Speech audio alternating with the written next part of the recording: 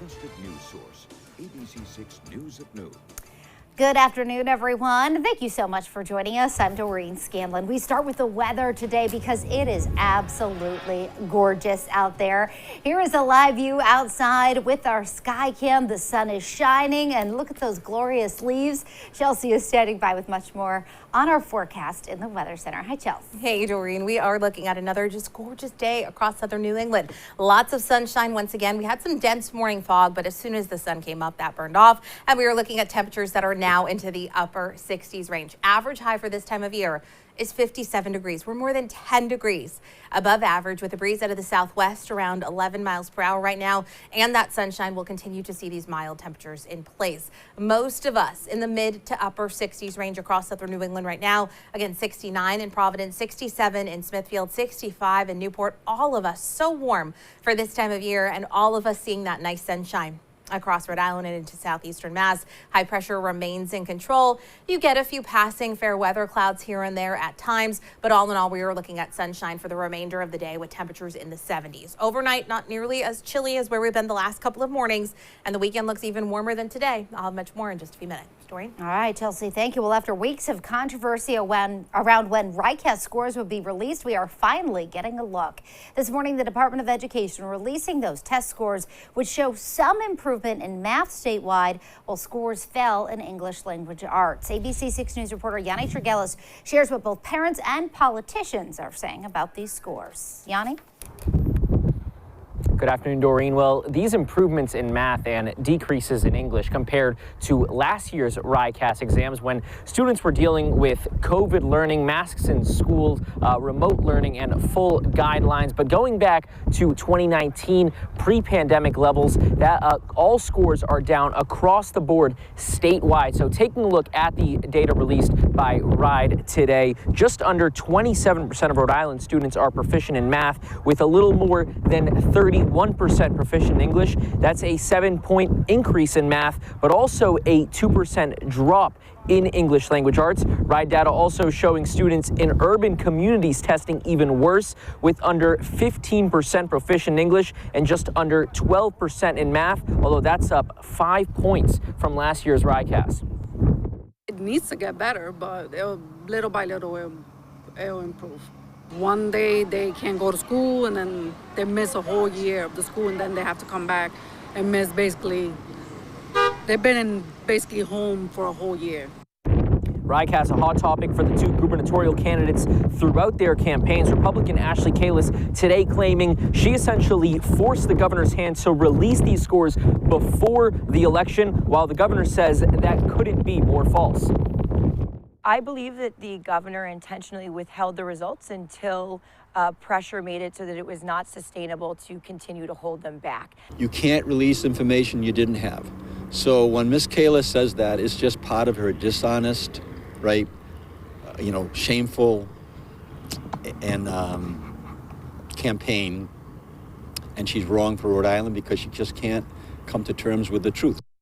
Governor McKee continuing to hammer home the point today that he did not know about these RICAS scores until Wednesday when he was briefed on them. And then today, of course, this morning, those scores being released, sticking with that plan that he is the right leader to lead Rhode Island, that he would release them before the election. Be sure to stick with us coming up tonight on ABC6 News as Hector Molina will take a more deeper dive into these scores that were just released this morning. For now, we're live in East Providence. Yanni Tregelis, ABC6 News. All right, Yanni, thank you. Now, new at noon, our ABC6 News crews on the scene of a car rollover this morning. This was on 95 North, right near Route 4 and the West Warwick exits. We have reached out to State Police for more information on what exactly happened here. We'll let you know when we hear back.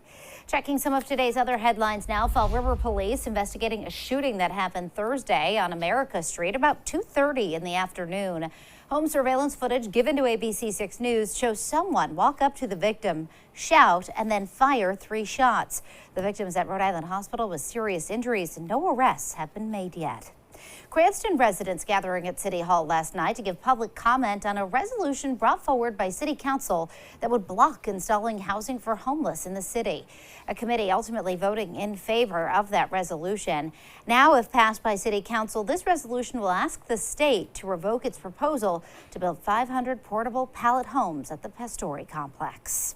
And the Providence City Council approving the $29 million tax break for the company revitalizing the Superman building. By a vote of 11-2, the project gets the green light. It calls for 285 apartments with 20% designated as affordable housing.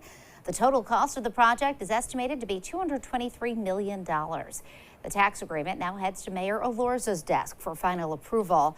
In the past, he has publicly supported the tax break for High Rock developers. And it's a big weekend in Providence. Rhode Island Comic-Con is back for its 10th year. Celebrities galore on hand that you'll be able to meet at the 3-day event, including Mark Breton, Breckin Meyer, John Carroll Lynch, Keegan Allen, Zachary Levi, and many more, all at the event. Photo and autograph opportunities with guests will be for sale for those with a ticket. And still to come here on ABC6 News at noon, some important deadlines for early voting when you need to have it done in Rhode Island and Massachusetts if you can't make it to the polls on Election Day.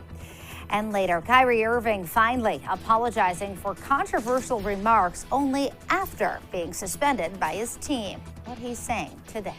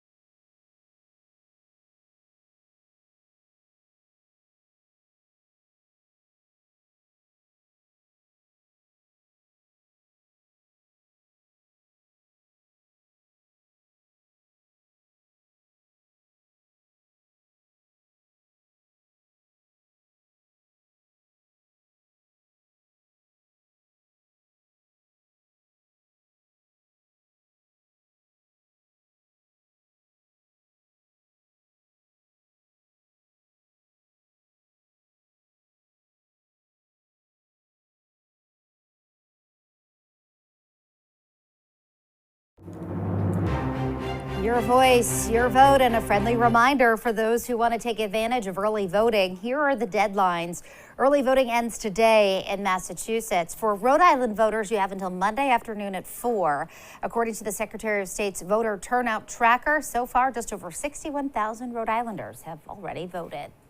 And we are just 4 days away from the midterm election. And in this final stretch, new polling from ABC News and the Washington Post shows that voters are very concerned about the risk of politically motivated violence. ABC's Justin Finch reports. In a closing case to voters in California and New Mexico, President Biden declaring democracy is on the midterm ballot. There's too much political violence. There's too much intimidation. That risk of politically motivated violence is top of mind for many Americans, according to new polling from ABC News and the Washington Post. That polling finds 88% of adults are concerned that the nation is at an increased risk of political violence, with political division so starkly split. The poll comes 1 week after a man allegedly looking for House Speaker Nancy Pelosi broke into her California home and brutally bludgeoned her husband with a hammer. New York Governor Kathy Hochul telling CNN she's concerned about the spread of radical ideas. Every single elected official needs to call this out and condemn this violence. The nation's poll workers are already facing threats as well. Philadelphia's district attorney warning of consequences. Extremists of any type who are pondering interfering in any way with a free, fair, and final election better be warned. We have handcuffs, we have jail cells, and we have Philadelphia juries that will be here.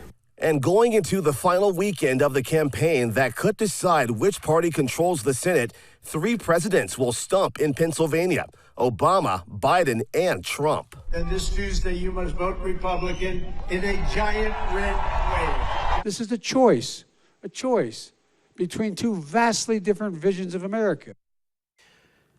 And back to that poll, women are more likely than men to be concerned about the risk of politically motivated violence. Over 2/3 of women saying they're very concerned. Justin Finch, ABC News, Washington. And for more information about the issues as well as the candidates in the election, we have an election guide for you on our website. Just log on to abc6.com. Still to come on ABC6 News at noon, we'll have the latest on Kyrie Irving finally apologizing after being suspended over tweeting a link to an anti-Semitic tweet. And we'll get a look at Chelsea's full 7-day forecast right after this.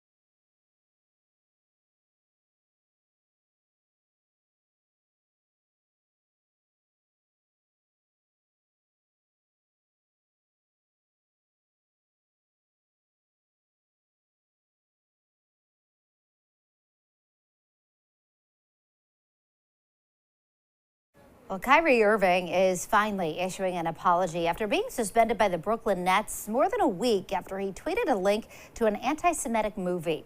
Here's ABC's Alexis Christoforous with the details. Brooklyn Nets point guard Kyrie Irving issuing an apology a week after tweeting a link to an anti-Semitic movie. The basketball star posting on Instagram, "I am grateful to have a big platform to share knowledge, and I want to move forward by having an open dialogue to learn more and grow from this. And to all Jewish families and communities that are hurt and affected from my post, I am deeply sorry to have caused you pain, and I apologize." That apology coming only after being suspended without pay for at least 5 games. The Nets announced the suspension after Kyrie's refusal to disavow anti-Semitism during a media session on Thursday. I didn't mean to cause any harm. I'm not the one that made the documentary.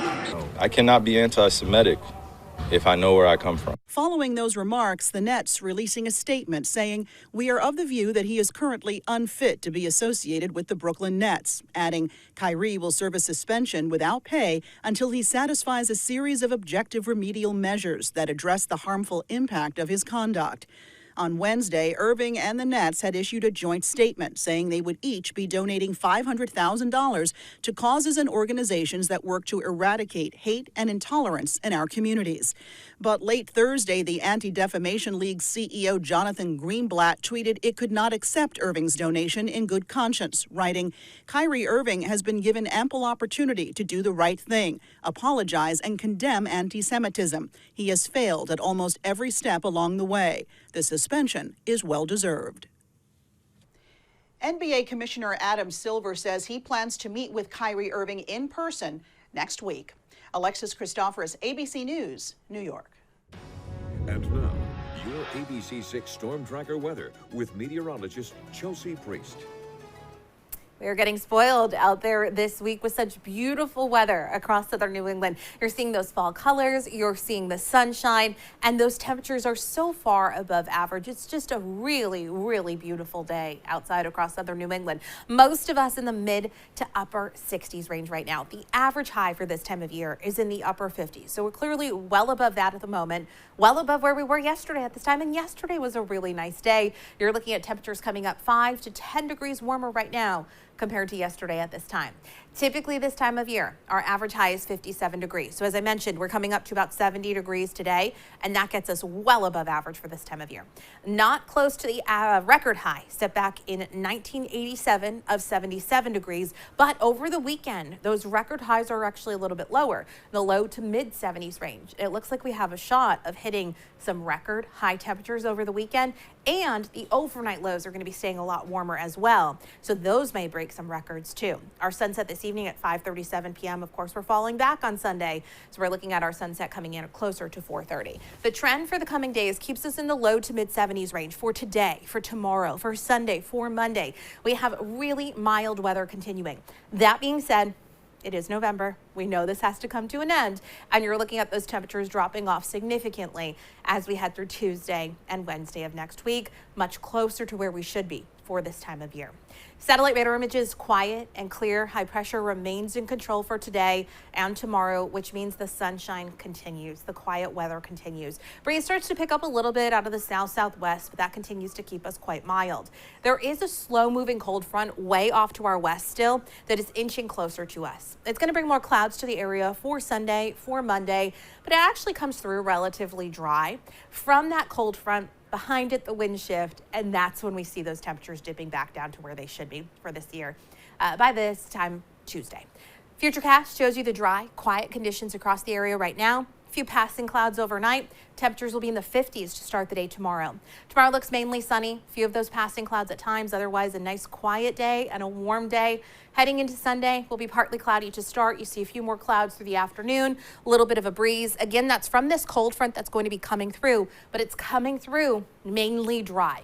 Could there be a little sprinkle out there? It's possible, but for the most part, that comes through dry. Behind it, we do start to get back into some clearing, but it'll be much cooler. Mainly sunny today, about 70 degrees, a warm afternoon. Tonight stays warmer than where we were to start the day today and yesterday morning as well. We'll stay in the 50s. Again, average high is 57 degrees. Most of the area in the mid to upper 50s range starting the day tomorrow near our average high. From there, you'll see sunshine, temperatures coming up 15 degrees plus above where we should be for this time of year. You'll see sunshine through the day tomorrow. We're looking at temperatures that'll be staying in the low to mid 70s as we head through Saturday through Sunday with temperatures staying in the mid 70s range. Doreen? All right, Chelsea, thanks. Still to come here on the news at noon. Taylor Swift adds another stop to her tour in Foxborough.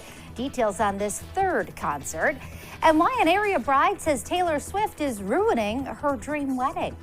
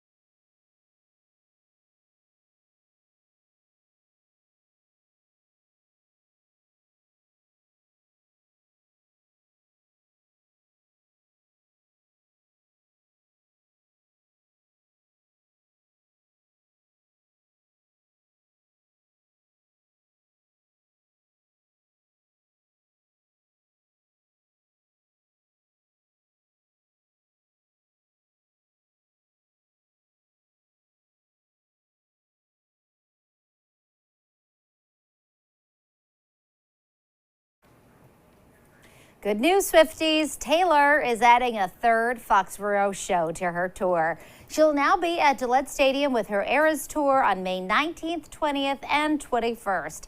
Tickets go on sale to the general public Friday, November 18th at 10 a.m. Earlier this week, with the popularity of her new album, Midnights, Swift became the first artist to claim all top 10 spots on the Billboard 100 song chart. But there is some bad blood between Taylor Swift, a local Hilton hotel, and a Massachusetts couple with some big wedding plans. Christina Leonard set to get married to her fiance Carmine the same weekend in May that Swift is playing Gillette Stadium. The couple's venue is the Lakeview Pavilion in Foxborough. The hotel nearby, the Home 2 Suites by Hilton Hotel on Route 1 in Walpole, canceling her room block just after Swift's concert announcement, despite Leonard's contract with the hotel for 10 rooms at a rate of $169 a night. Just kept saying our agreement means nothing. That's what it's for. And nope, we have a big event coming. It's just because of the money. Like that's the only reason, is because they could upcharge the prices. He told me on the phone that they're going to be getting $1,000 a night. The agreement states that the hotel will guarantee the number of rooms specified in the contract. But even though this agreement was made months ago and signed by Christina, the sales manager has yet to sign it. The hotel has offered the couple a block of rooms at a sister hotel, but it's in Randolph, a little farther away from the venue. Still to come on the news at noon, we're going to check in with Chelsea one more time for your afternoon forecast. We'll be right back.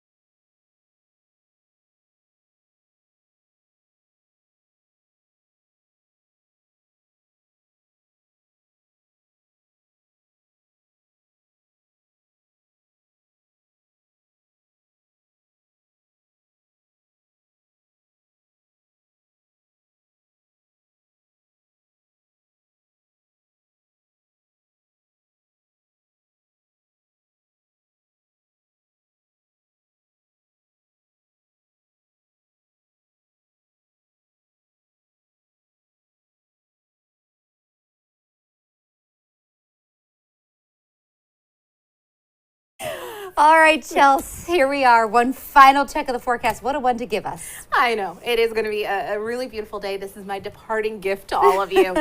Such a beautiful weekend ahead of us. Today is sunny and warm. Temperatures around 70 degrees. Tomorrow, we look even warmer than today with more sunshine continuing. Those overnight temperatures are warmer as well. Sunday, a few more clouds, still in the mid-70s. Hopefully that makes setting the clocks back an hour in that 4:30-ish sunset on Sunday a little bit easier. We'll stay warm on Monday, but it is back to reality towards the middle of next week. All right. Well, we knew that this was going to be your last day, and we actually joked, Chelsea, that knowing our luck, that it would snow. I know. Your final week here. So this forecast is good. I will take that. Yes. We went from one extreme to the other, and I true. prefer this one this time of year for sure. It is so hard to believe, though. You've been here at ABC6 for 11 years, and sadly for us, it's time to say goodbye.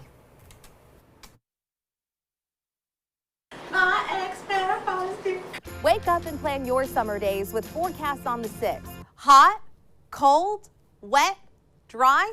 What's it going to be like out there? I've really been looking forward to this one because, I mean, These guys are so cute. Welcome back. It's Tuesday. That, of course, means it's time for Pick Up the Litter. We have Wayne and Katie here from the RSPCA. Chelsea has guided us all through snowstorms, rainstorms, tropical storms, heat waves, the Bachelorette.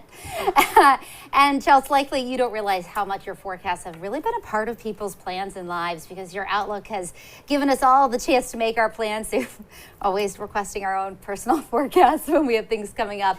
You've done it all with a smile, which really says so much considering what time we wake up every day. On a personal note, I feel really lucky for that 8 years you and I have sat at this desk together. And you are so much more than a coworker. We have become like family. We've gone through a lot of big life events together. And children, marriages, all the things. Yes.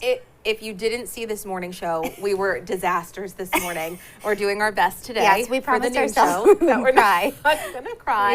Yeah. It has been number one, an absolute honor to be working with you all these years. But to have all of you in my life, in our life, has been such an amazing blessing. It's something that comes with this business, that we get to interact with the community and all of that. Oh, nice card. And I feel truly blessed to have that. And we talked about it this morning, but since last week, so many people have reached out. So thank you so much for everything. Thank you, Chelsea.